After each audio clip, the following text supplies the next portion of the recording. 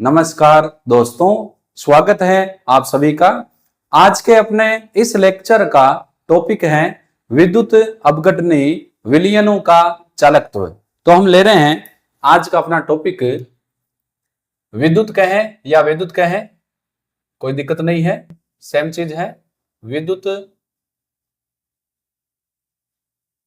अपघटनी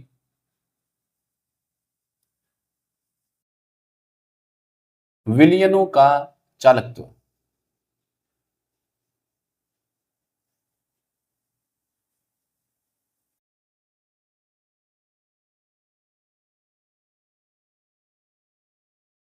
किसी को अगर लग रहा है कि चैप्टर ही वैद्युत है तो हम इसको भी वैद्युत कर लेते हैं, इसमें कोई दिक्कत नहीं है, घर की बात।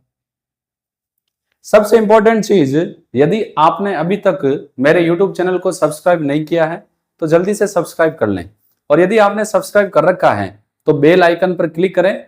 बेल आइकन पर क्लिक करने से आपको मेरे जितने भी नए वीडियोज आ रहे हैं उसका नोटिफिकेशन वीडियो आते ही आपको मिल जाएगा, ताकि आप नए वीडियो आराम से देख सकें। देखो, जैसा कि टॉपिक का नाम है विद्युत अपघटनी विलयनों का चालकत्व, सबसे पहले हम बात करते हैं पदार्थों को चालकता के आधार पर तीन भागों में बांटा जाता है। चालक वह पदार्थ जिनसे धारा का प्रवाह आसानी से होता है, जैसे धातुएं, मिश्र धातुएं। वह पदार्थ जिनसे धारा का प्रवाह नहीं होता, कुचालक, जैसे कांच, मिट्टी, सिरेमिक्स। और वह पदार्थ जिनसे, या यूं कहें वह पदार्थ जिनकी चालकता कुचालकों से अधिक तथा चालकों से कम होती है, अर्धचालक कहलाते हैं, जैसे सिलिकॉन, जर्मेनियम, गैलियम आर्सेनाइड आदि। तो इसी को हम सबसे पहले ले रहे हैं। जब हम इस टॉपिक पर आएंगे, टॉपिक से आने से पहले हम चालक को डिटेल से पढ़ लेते हैं कि होते क्या हैं। तो पदार्थों को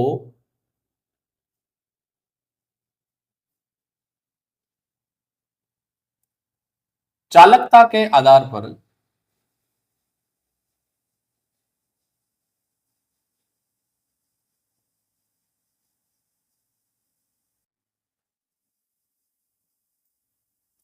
तीन भागों में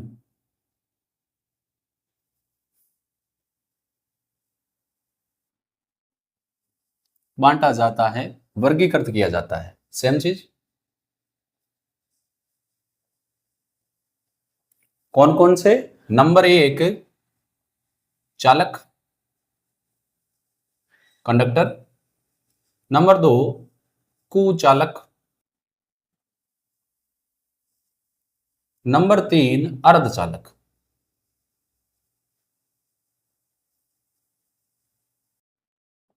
चालक वे होते हैं जिनसे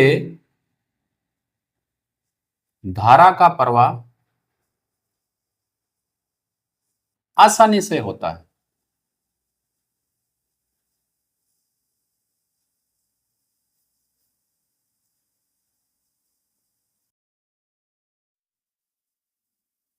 एग्जाम्पल लिखना चाहो तो जैसे धातुएं, मिश्र धातुएं। कुचालक, इनसे धारा का प्रवाह नहीं होता है।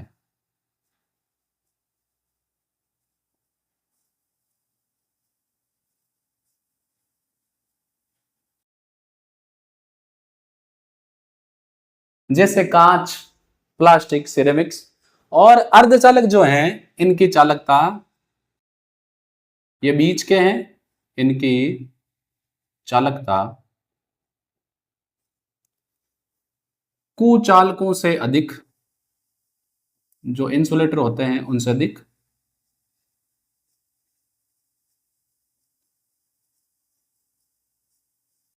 वह चालकों से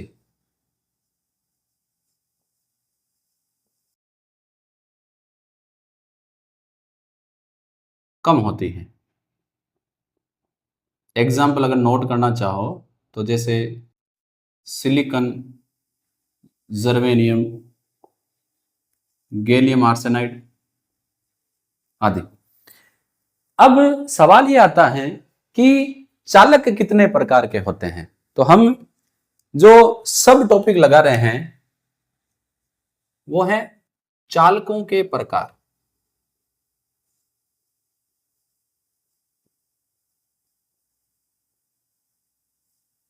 ये हमने बात की कि चालकता के आधार पर पदार्थ कितने प्रकार के होते हैं। अब हम इसमें चालक को ही डिटेल से ले रहे हैं। तो चालक दो प्रकार के होते हैं। नंबर एक धात्विक चालक, नंबर दो वैद्युत अपघटनी चालक।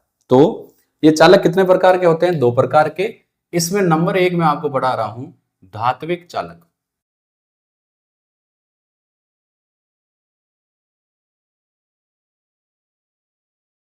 धात्विक चालक को हम इलेक्ट्रॉनिक चालक भी कहते हैं।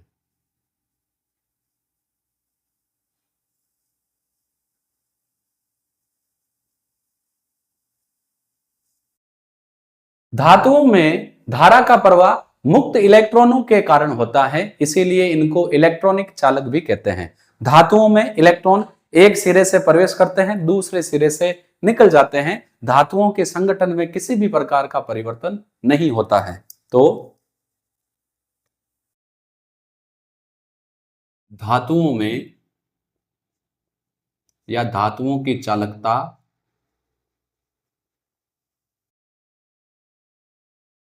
मुक्त इलेक्ट्रॉन के कारण होती है।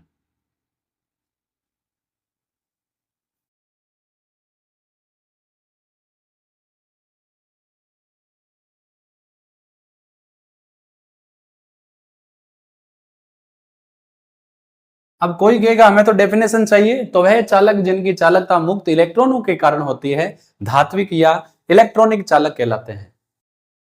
धातुओं की चालकता को प्रभावित करने वाले कारकों की अगर हम बात करें,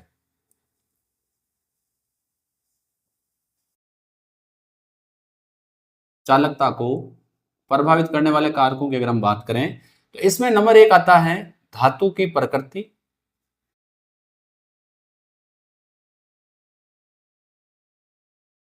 व संरचना।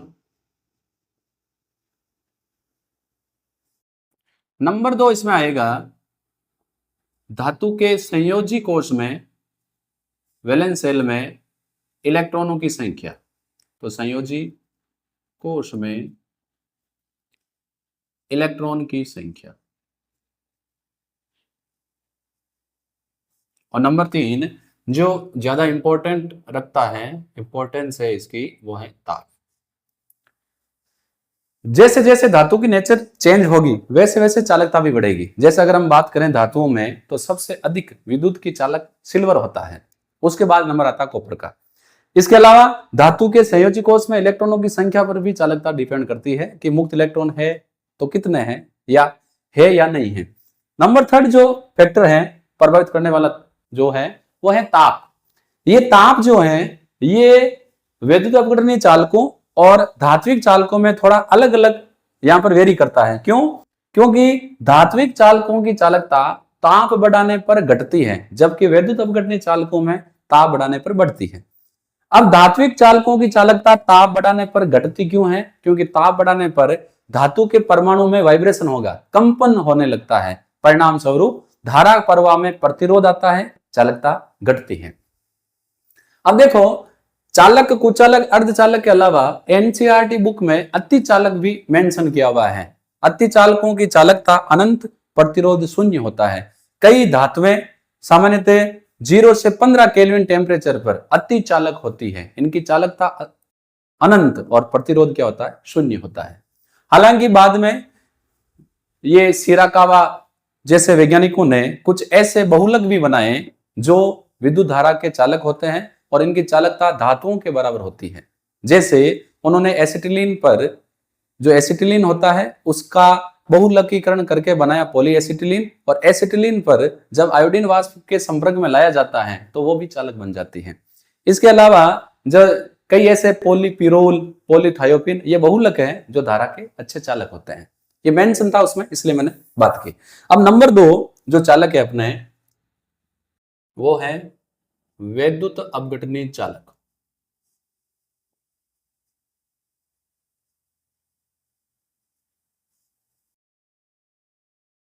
इनको हम आयनिक चालक भी कहते हैं।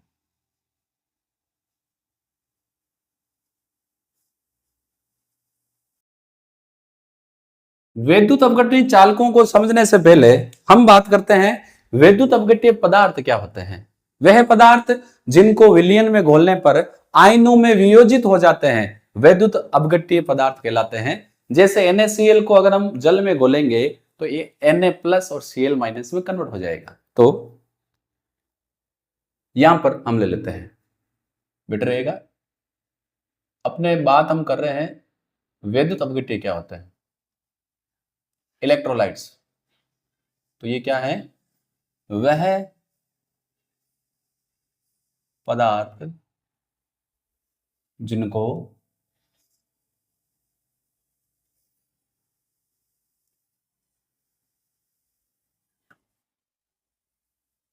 विलयन में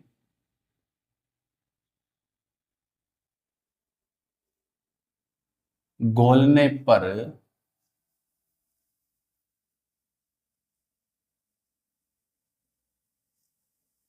आयनों में वियोजित हो जाते हैं, यानी जिनका आयनन हो जाता है।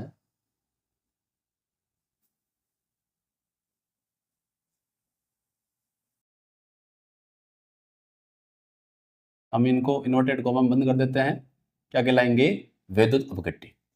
वैद्युत अपघट्य जो हैं ये दो प्रकार के होते हैं। पहला है परबल वैद्युत अपघट्य।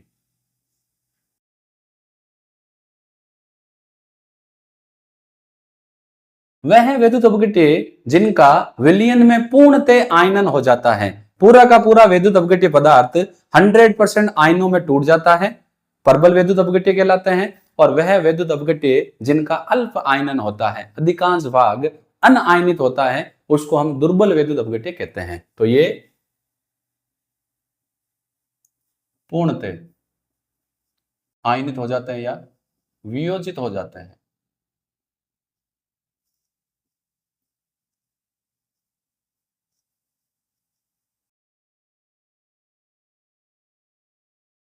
जैसे अगर हम एग्जाम्पल की बात करें, फॉर एग्जाम्पल जैसे NaCl, NaCl को हमने जैसे ही वाटर में डिजोल्व किया, इसका 100% पार्ट Na प्लस और Cl माइनस में कन्वर्ट हो जाएगा। इसका 0.1% भाग भी NaCl के रूप में नहीं रहेगा। नंबर 2 जो वैद्युत अपघट्य हैं वो है दुर्बल वैद्युत अपघट्य, वीक इलेक्ट्रोलाइट्स।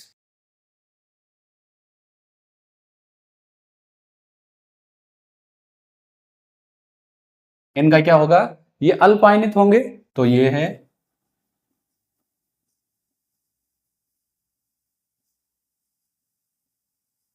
अल्प आयनित होते हैं।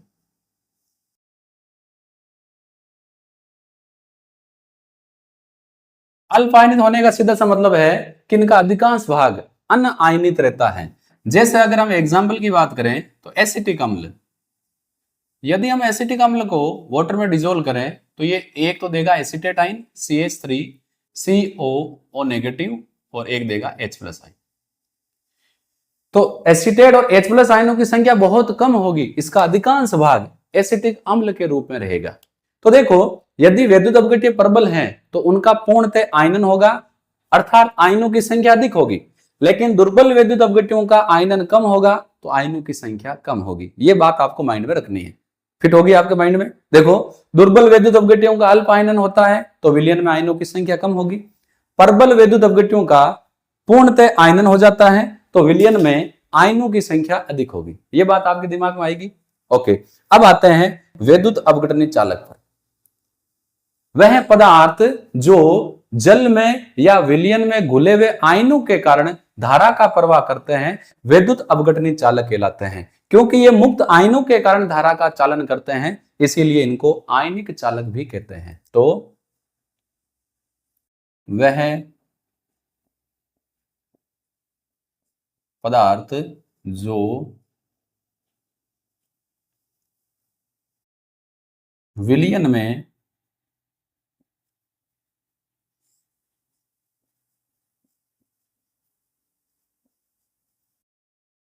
मुक्त आयनों के कारण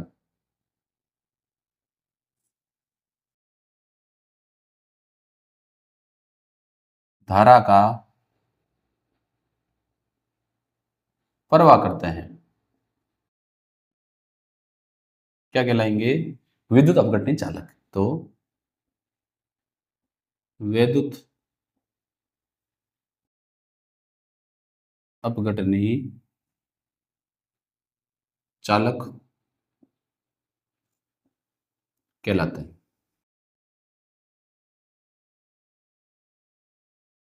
ये हमारे विद्युत अपघटनी चालकों के ऊपर। अब हम बात कर रहे हैं कि वे कौन से कारक हैं जो विद्युत अपघटनी या विद्युत अपघटनी चालकों की चालकता को प्रभावित करते हैं। तो इसमें हम सब हेडिंग मेंशन कर लेते हैं, विद्युत अपघटनी विलयनों की चालकता को प्रभावित करने वाले कारक।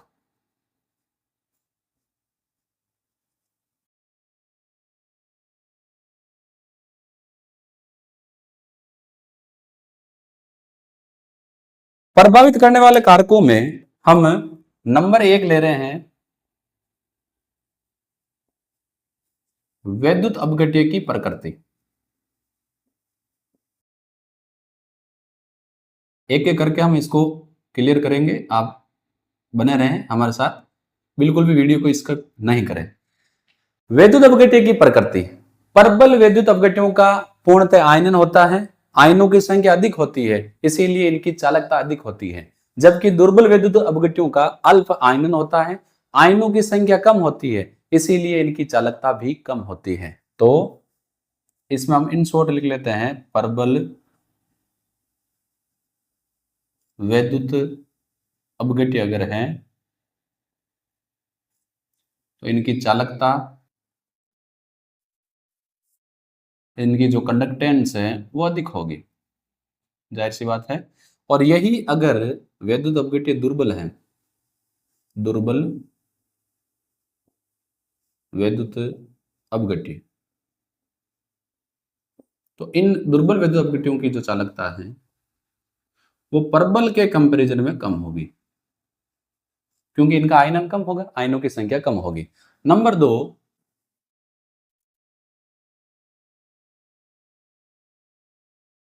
विद्युत अपघट्य की सांद्रता।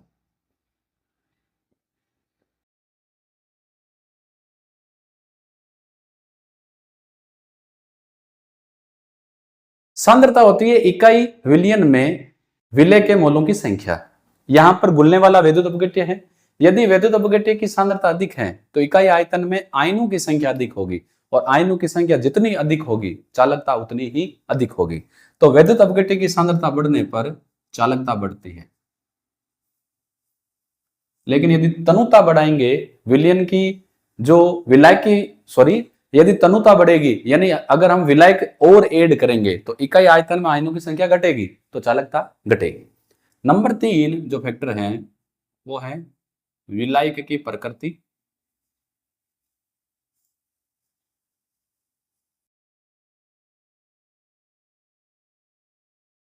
वह शांता।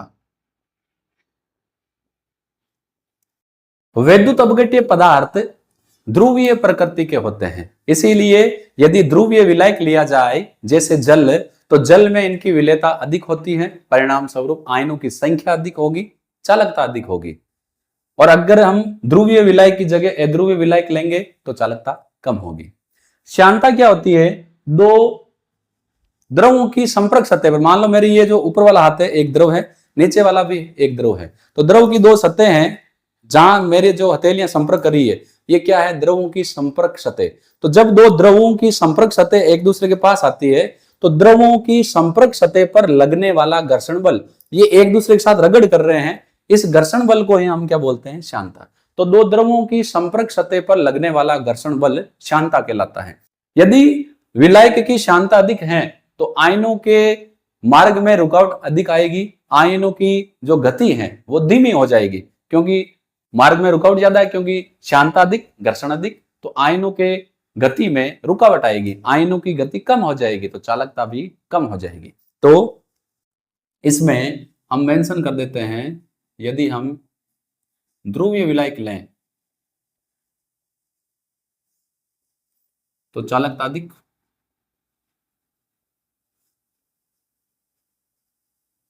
और नंबर 2 जो फैक्टर है श्यानता,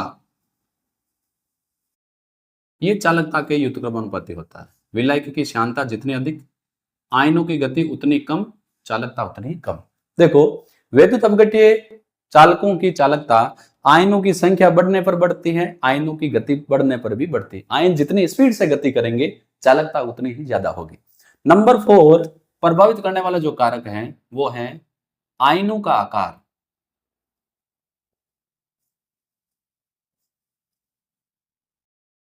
वे विलायक योजन।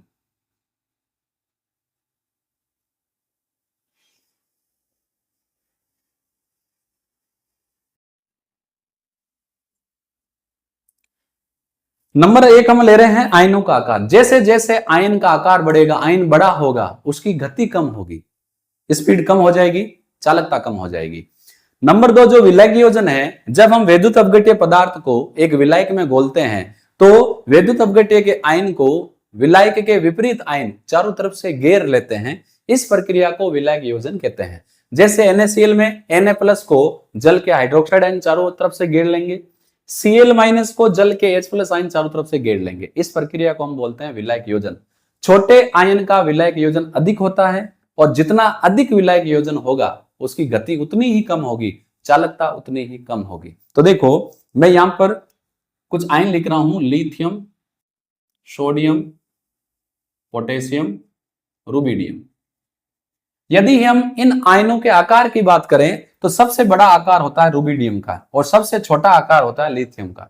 इसीलिए लिथियम की आकार छोटा होने के कारण चालकता सबसे ज्यादा और रुबिडियम का आकार बड़ा होने के कारण चालकता सबसे कम होगी। लेकिन यदि हम इनका विलायक योजन करें, इनको विलायक में डालें, तो लिथियम का विलायक योजन सबसे अधिक होगा, परिणाम स्वरूप इसकी चालकता सबसे कम होगी। तो यदि हम इनके विलायक योजन की बात करें तो विलायक योजन में लिथियम की चालकता सबसे कम और रुबिडियम की चालकता सबसे अधिक होगी। लेकिन ये फैक्टर तब काम करेगा जब ये आयन विलायक योजित हो जाएंगे, तब की बात है।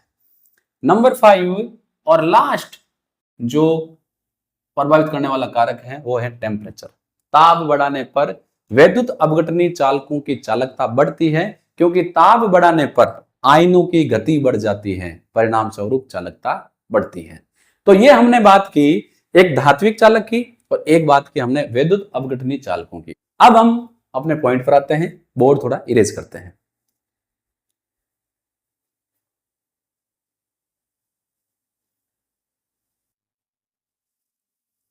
अब देखो, हम अपने आते हैं पॉइंट पर। हालांकि एनसीईआरटी जो अपना बुक है उसमें पहले जो मैंने आपको चालकता के प्रकार पढ़ाए हैं ये बाद में मेंशन है और जो भी मैं पढ़ा रहा हूं ये पहले मेंशन है। लेकिन मुझे बेटर ये लगता है कि पहले आप फैक्टर को समझें, उसके बाद टू द टॉपिक बात करें। तो देखो, अब हम आते हैं अपने टॉपिक पर, वैद्युत अपघटनी विलयनों का चालकत्व। वैद्युत अपघटनी चालक क्या होते हैं, अभी हमने बात की, वह चालक जिनकी चालकता मुक्त आयनों के कारण होती है, वैद्युत अपघटनी चालक कहलाते हैं। ये तो अभी हमने बात की। अब हम बात करते हैं ये चालकता, चालकत्व, प्रतिरोध, विशिष्ट चालकत्व होते क्या है। तो धातुओं का प्रतिरोध ज्ञात किया जाता है, जबकि वैद्युत अपघटनी चालकों का हम चालकत्व ज्ञात करते हैं। अब देखो, ये जो वर्ड आया प्रतिरोध आर, रेजिस्टेंस, प्रतिरोध आर जो रेजिस्टेंस है ये किसी चालक की या यूं कहें कोई पदार्थ ले सकते हैं। एनसीईआरटी बुक में पदार्थ मेंशन है, हम उसको चालक तार मान लेते हैं।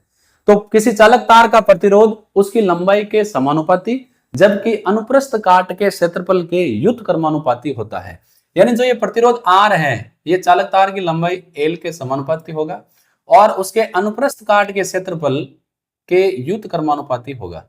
जब हम दोनों को मेंशन करते हैं तो जो आर है ये डायरेक्टली प्रोपोर्शनल टू हो जाएगा L/A।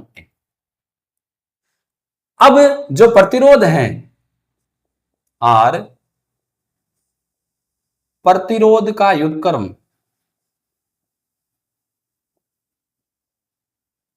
क्या कहलाएगा, चालकत्व कहलाता है।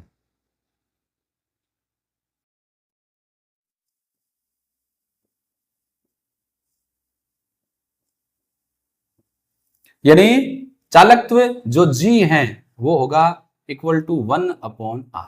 एक एक चीज लेके चलनी है, मात्रक भी निकालते जाएंगे। प्रतिरोध जो है, इस प्रतिरोध का मात्रक होता है ओम, जिसको हम ऐसे भी लिखते हैं ओम, अंग्रेजी में OHM, या ऐसे भी निशान बनाते हैं ओम का। तो विशिष्ट प्रतिरोध जो है, सॉरी, प्रतिरोध का व्युत्क्रम जो चालकत्व है, इसका मात्रक क्या होगा? ये प्रतिरोध का व्युत्क्रम है तो ओम इनवर्स, या ओम इनवर्स को महो भी बोलते हैं, एसआई में इसको क्या बोलते हैं? सीमेंस। निशान लगाना चाहो तो ऐसा मार्क बना के ऊपर लिखना पड़ेगा इनवर्स। तो ये अपने क्या है, मैं यहां पर छोटा सा लिख देता हूं चालक, जी से रिप्रेजेंट किया हुआ है एनसीईआरटी बुक में, हम उसी से इसको ले रहे हैं। अब यदि हम यहां पर समानुपाती का निशान हटाएंगे तो R इक्वल टू एक नया स्थिरांक आएगा रो, यह है विशिष्ट प्रतिरोध। तो यहां पर देखो, ये जो रो है यह है विशिष्ट प्रतिरोध,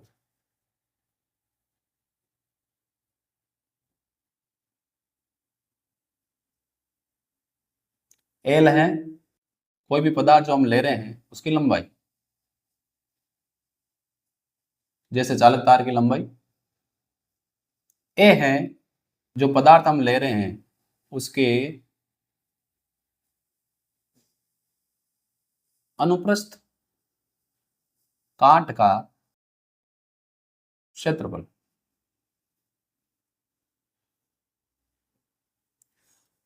अब हम बात करते हैं विशिष्ट चालकत्व।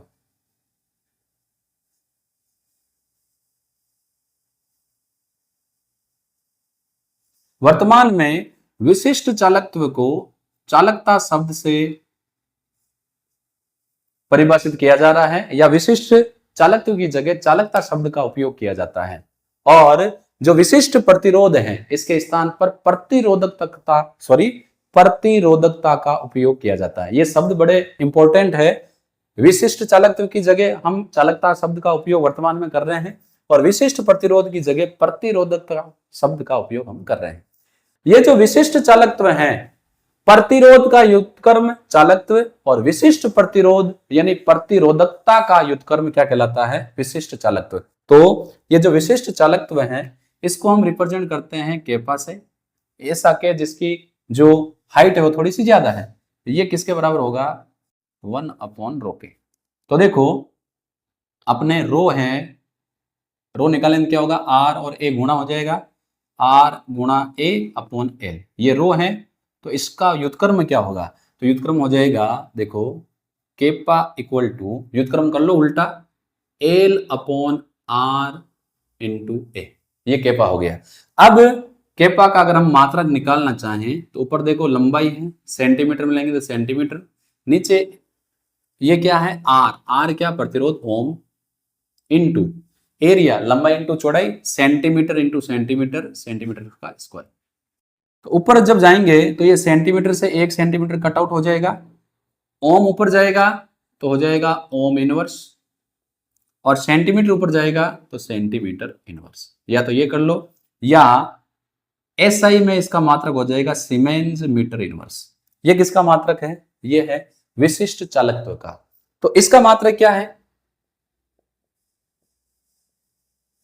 विशिष्ट प्रतिरोध,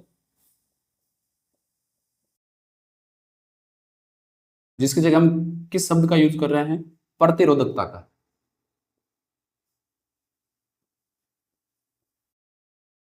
इसका मात्रक क्या हो जाएगा?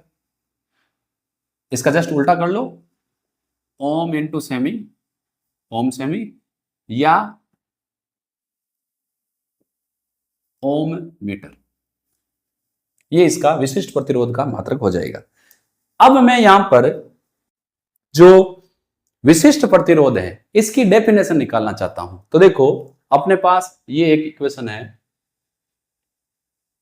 R equal to row L/A।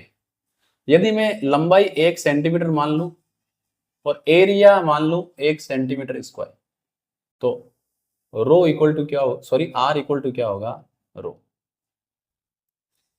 1 centimetre लंबे और 1 सेंटीमीटर स्क्वायर अनुप्रस्थ काट वाले पदार्थ का जो प्रतिरोध है उसका क्या कहलाएगा, विशिष्ट प्रतिरोध। जब हम लेंथ 1 सेंटीमीटर, एक एरिया 1 सेंटीमीटर स्क्वायर लेंगे तब प्रतिरोध ही क्या कहलाएगा, विशिष्ट प्रतिरोध। तो 1 सेंटीमीटर लंबे में 1 सेंटीमीटर स्क्वायर अनुप्रस्थ काट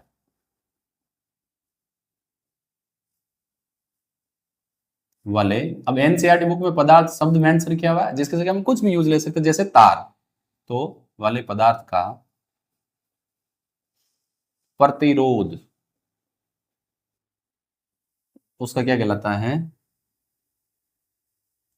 विशिष्ट प्रतिरोध, यानी प्रतिरोधकता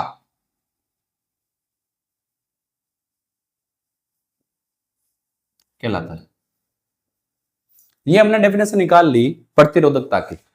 अब हम बात करते हैं कि जो चालकता है, विशिष्ट चालकत्व है, इसकी परिभाषा कैसे निकालेंगे। तो देखो, विशिष्ट चालकत्व की परिभाषा के लिए हम इसका फॉर्मूला लिखते हैं, केपा इक्वल टू, ये रहा अपने पास फॉर्मूला, कहां गया, ये रहा, L अपॉन A गुणा आर।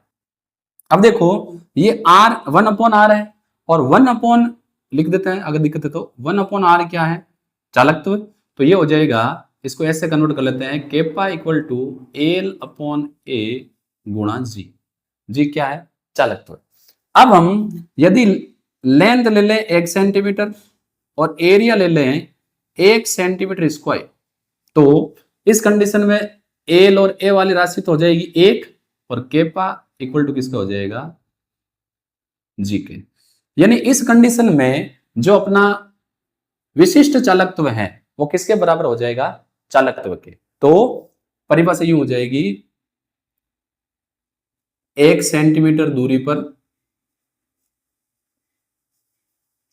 वह 1 सेंटीमीटर स्क्वायर अनुप्रस्थ काट वाले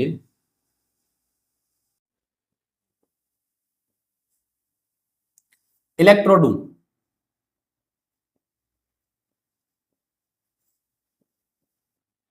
के बीच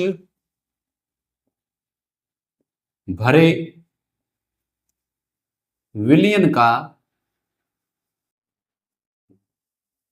चालकत्व क्या कहलाएगा, उसका विशिष्ट चालकत्व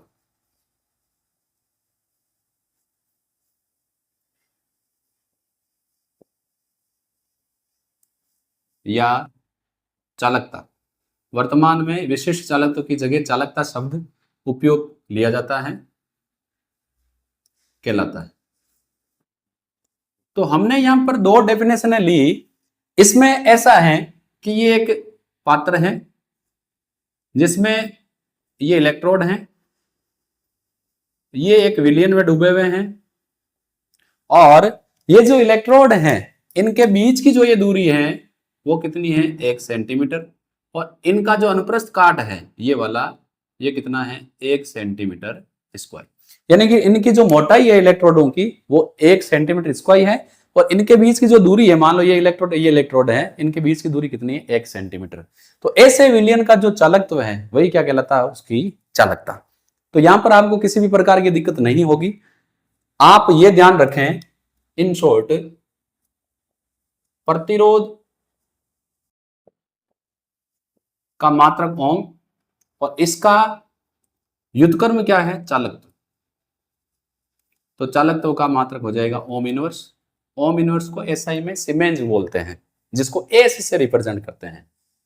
फिर विशिष्ट प्रतिरोध, आगे हम इसको प्रतिरोधकता शब्द से ही संबोधित करेंगे, क्योंकि एनसीईआरटी में मेंशन है कि विशिष्ट प्रतिरोध की जगह प्रतिरोधकता शब्द का उपयोग किया जाता है और विशिष्ट चालकत्व की जगह चालकता शब्द का प्रयोग किया जाता है। विशिष्ट प्रतिरोध का जो मात्रक है वो है ओम इंटू मीटर, और जो चालकता है विशिष्ट प्रतिरोध की व्युत्क्रम है, तो इसका मात्रक भी इसका व्युत्क्रम होगा ओम इनवर्स मीटर इनवर्स। बस चालकता, सॉरी, प्रतिरोध का व्युत्क्रम चालकत्व, एक का मात्रक याद रखो, दूसरे का विपरीत कर दो, विशिष्ट प्रतिरोध का व्युत्क्रम चालकता या विशिष्ट चालकत्व। तो यहां पर अपने विद्युत अवघटनीय विलयनों का चालकत्व वाला टॉपिक समाप्त होता है। हम फिर मिलेंगे नेक्स्ट वीडियो में। मेरे वीडियो जो मैं आपको अवेलेबल करवा रहा हूं, यदि आपके लिए हेल्पफुल हैं तो मेरे वीडियोज को अपने फ्रेंड्स के साथ ज्यादा से ज्यादा शेयर करें। हम फिर मिलेंगे नेक्स्ट वीडियो में। धन्यवाद।